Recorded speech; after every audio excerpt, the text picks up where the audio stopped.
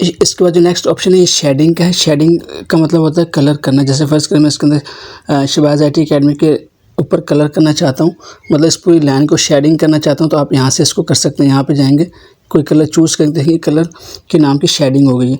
असल में जो ऑप्शन होता है ये इस्तेमाल होता है टेबल्स के अंदर, लेकिन अगर आप किसी एक लाइन के अंदर कलर करना चाहते हैं तब भी आप यहाँ पे यूज़ कर सकते हैं। आप यहाँ पे क्लिक करेंगे लाइन के ऊपर और यहाँ से अपनी मर्ज़ी का कोई भी कलर ले लेंगे।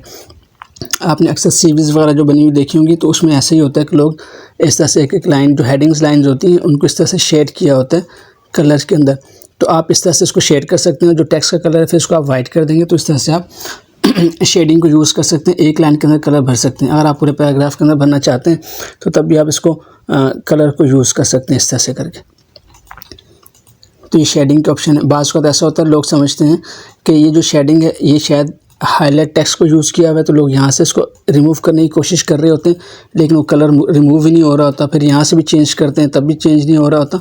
तो अगर आपके पास कोई ऐसा कलर लग जाए टेक्स्ट के अंदर जो कि आप देख रहे हैं कि वो हाईलाइट भी नहीं है, तो आपने उसको यहाँ से रिमूव करना है शेडिंग से। आपने क्या करना है, इसको सेलेक्ट करना है और यहाँ से आपने शेडिंग के ऑप्शन में जाना है और यहाँ से इसको आपने नो कलर के ऊपर क्लिक कर देना, तो ये रिमूव हो जाएगा। इस तरह से यहाँ से आप क्लिक करेंगे और यहाँ से इसको आपने नो कलर करना है, तो ये रिमूव हो जाएगा। और फिर जो टेक्स्ट का वाइट कलर है इसको आपने दोबारा से ब्लैक कर देना है, तो इस तरह से शेडिंग रिमूव हो जाती है। तो बाज़ का ऐसे आप कभी इंटरनेट से कोई चीज़ डाउनलोड टेक्स्ट को कॉपी करके पेस्ट करते हैं तो इस तरह से आपके टेक्स्ट के पीछे कलर आ रहा होता है, तो लोग थक जाते हैं यहाँ से हाईलाइट को रिमूव करते करते, लेकिन वो रिमूव होता नहीं है। वो इसलिए रिमूव नहीं होता क्योंकि वो शेडिंग के कलर्स अप्लाई हुए होते हैं।